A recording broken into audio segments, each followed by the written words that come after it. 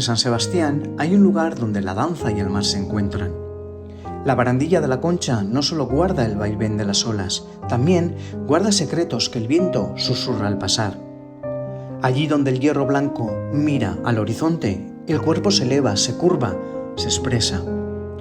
Como si cada paso fuera una caricia al paisaje, como si el movimiento tradujera el idioma de las mareas. Bailar en la barandilla no es solo arte, es comunión con la ciudad, con su historia, con su belleza serena. Es dejar que el alma se balancee con la brisa, que el ritmo del corazón se mezcle con el rumor del agua. Y por un instante, San Sebastián se detiene a mirar cómo el cuerpo se convierte en poema. Y la barandilla es escenario del alma.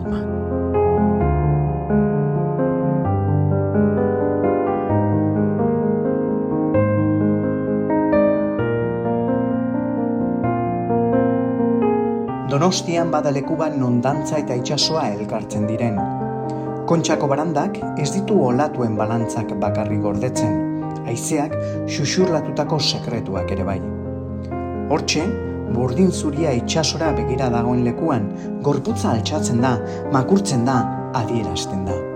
Pauso bakoitza, paisaiari lastan bat balitz bezala, mugimenduak mareen hizkuntza itzuliko balu bezala. Barandan dantzatzea ez da arte hutsa, hiriarekin, historiarekin eta honek duen edertasunarekin bat egiten du. Arima haizearekin kulunkatzen da, bihotzaren erritmoa uraren soinuarekin nahas dadila. Eta une batez, Donostia gelditu egiten da, gorputzak poema bihurtzen duen hori ikusteko, eta baranda bilakatzen da arimaren agertoki.